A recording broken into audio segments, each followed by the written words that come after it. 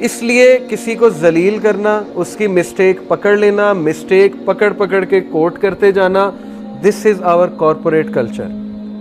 मैं भी कॉरपोरेट में रहा हूँ, मैंने यंगस्टर्स को देखा है पाकिस्तान से भागते और बाहर जाके काम करते। क्यों? हम कहते हैं कि नहीं जी बाहर नहीं जाना चाहिए, आपके यंगस्टर्स जा रहे हैं बाहर। क्यों जा रहे हैं? क्योंकि आपका जो कल्चर है, आपके जो एथिक्स हैं, वो क्या है, अगले को जलील करने वाले हैं। सीधी सी बात है।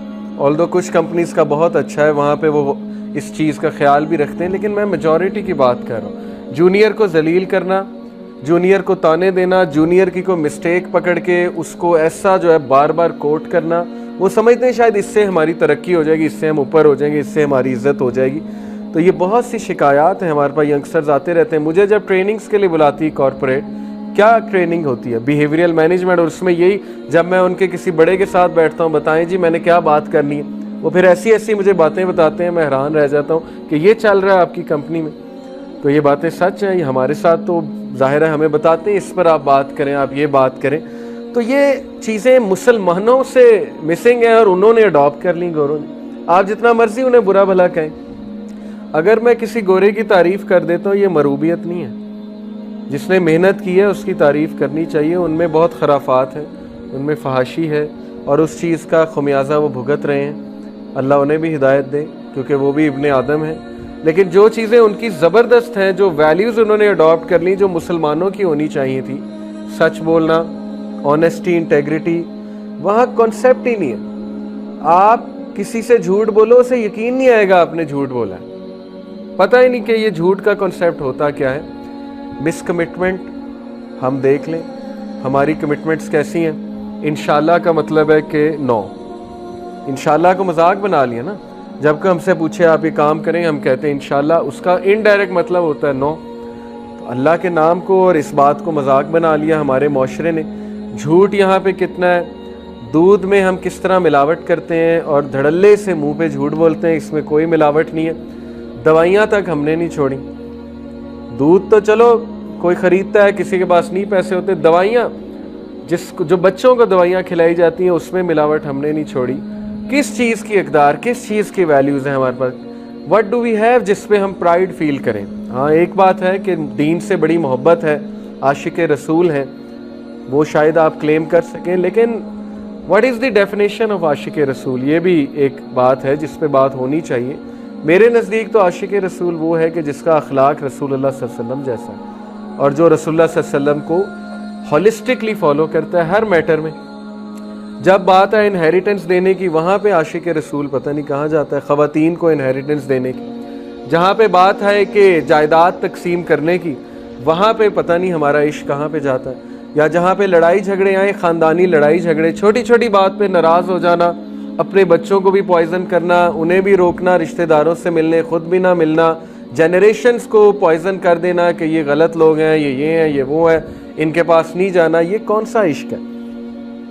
ये चीज़ हमारे कल्चर में इस तरह समाई हुई है कि इतने प्रॉब्लम्स है, इतने प्रॉब्लम्स है, पता नहीं कैसे हल होंगे। आप लोगों ने, यंगस्टर्स जो हैं, अगर शायद ये इस बात का ठेका ले कि हम ऐसी फैमिली और ऐसा कल्चर हम प्रमोट नहीं करेंगे, शायद फिर चेंज आ सके। अदरवाइज़ जो इस वक्त हालात हैं, और हम क्लेम करते हैं हम आशिक रसूल हैं, तो ये एक बहुत दुख की बात है। और ये मैं तरगीब के लिए कह रहा हूँ, ये कोई डिग्रेडेशन के लिए नहीं कह रहा। सो ये रसूलुल्लाह सल्लल्लाहु अलैहि वसल्लम का रवैया था। ब्लेम गेम आज तक नहीं की नबी सल्लल्लाहु अलैहि वसल्लम। ओहद के मौके पे नबी अकरम सल्लल्लाहु अलैहि वसल्लम ने सहाबा से मशवरा लिया, कहा कि यहाँ पर रह कर लड़ें या बाहर जाकर लड़ें। और रसूलुल्लाह सल्लल्लाहु अलैहि वसल्लम की पर्सनल जो ख्वाहिश थी और पर्सनल जो व्यू था वो था कि मदीना में ही रहें, और ये सबको पता था। यंग सहाबा, जाहिर है यंग एज में बंदा थोड़ा सा इमोशनल होता है, थोड़ा उसका पैशनेट और जज्बात ज़्यादा होते हैं।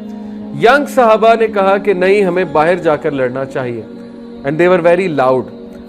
तो हज़रत हमज़ा रज़ियल्लाहु अन्हु ने बहुत गुस्से से देखा यंग सहाबा को, और जब रसूलुल्लाह सल्लल्लाहु अलैहि वसल्लम अंदर तशरीफ़ ले गए तो हज़रत हमज़ा ने अच्छा खासा डांटा उन्हें और बाकी सहाबा ने, जो ओल्ड सहाबा थे, और कहा कि तुम लोगों को तमीज़ नहीं है बात करने की, तुम प्रॉफिट से डिसएग्री कर रहे हो। तो यंग सहाबा को फ़ौरन एहसास हो गया कि ये तो हमसे बड़ी गलती हुई है। उन्होंने कहा नहीं, जैसे रसूलुल्लाह कहेंगे हम वैसे करेंगे।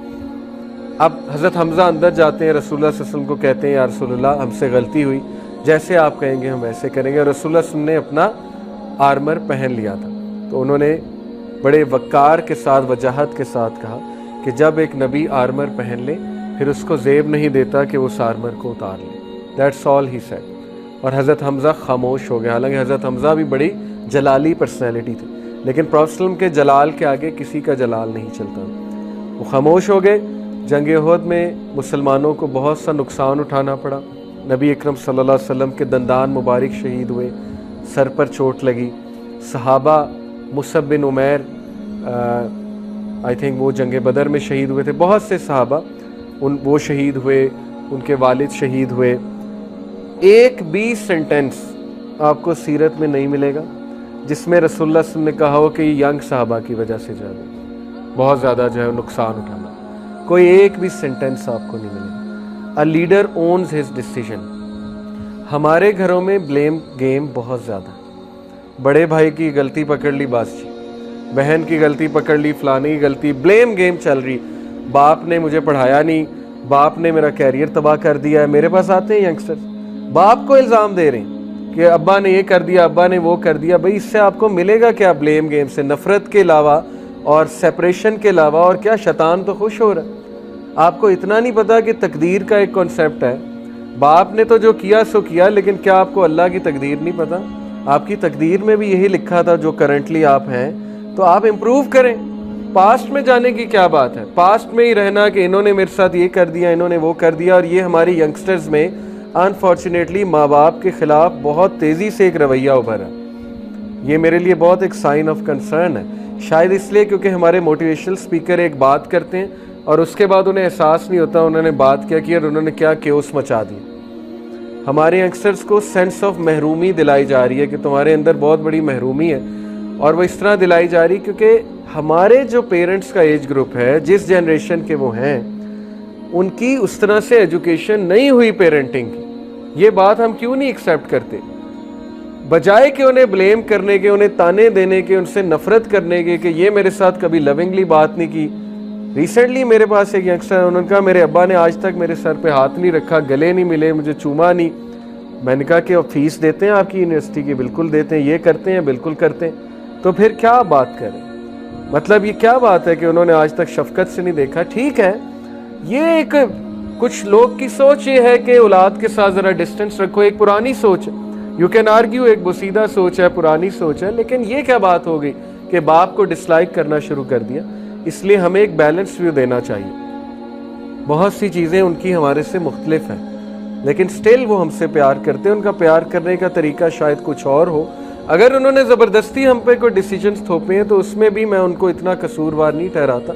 बस एक कल्चरल चीज़ है, रैट रेस लगी हुई थी। पेरेंट्स को कुछ इनसिक्योरिटीज़ थी, हमारा बच्चा पीछे रह जाएगा। शायद इस इनसिक्योरिटी की वजह से उन्होंने आप पे कोई डिसीजंस थोप दिए, डॉक्टर बनो, इंजीनियर बनो, ये करो, वो करो, पढ़ाया आपको ज़बरदस्ती, आपकी इतनी चॉइस नहीं थी, वगैरह वगैरह। उन पे जो प्रेशर्स थे उनको भी समझें, वो जिस कल्चर का हिस्सा थे इस बात को भी समझें। ओके, लेकिन ये कि आई एक्सेप्ट कि कुछ पेरेंट्स बहुत टॉक्सिक होते हैं, स्पेशली बच्चों की पर्सनैलिटी ख़राब करने में उनका बड़ा रोल होता है। लेकिन स्टिल मैं एक बैलेंस बात करूँगा कि आप नफ़रत करने की बजाय पेरेंट्स के साथ एहसान के साथ ही चलें इस एंड पे। हाँ, पेरेंट्स की भी इस्लाह होने वाली है, ये बात अपनी जगह दुरुस्त है। अब हो ये सकता है कि आप ऐसे ना बने, सीधी सी बात। आप एक अच्छे बैलेंस किस्म की पेरेंटिंग, आपके सामने इंटरनेट है, यूट्यूब है, आप लर्न कर सकते हैं पेरेंटिंग क्या होती है, अच्छी पेरेंटिंग क्या है, वगैरह वगैरह। इस तरह करें आप। पास्ट पर रोना और पेरेंट्स के ख़िलाफ़ होना, ये इसको मैं बिल्कुल भी रिकमेंड नहीं करता। आप उनकी खिदमत ही करें और आप जो है उनको बस सपोज़ अगर बहुत ज़्यादती भी आपके साथ हुई है तो माफ़ करना तो एक आम आदमी के लिए बहुत ज़रूरी है। तो पेरेंट्स तो फिर आम आदमी से तो ज़ाहिर है बहुत बढ़कर हैं। ओके, तो अपने अंदर एक जज्बा रखें उनके साथ चलने का, उन्हें माफ़ करने का, और सेंस ऑफ महरूमी कोशिश करें अपने अंदर ना लेकर।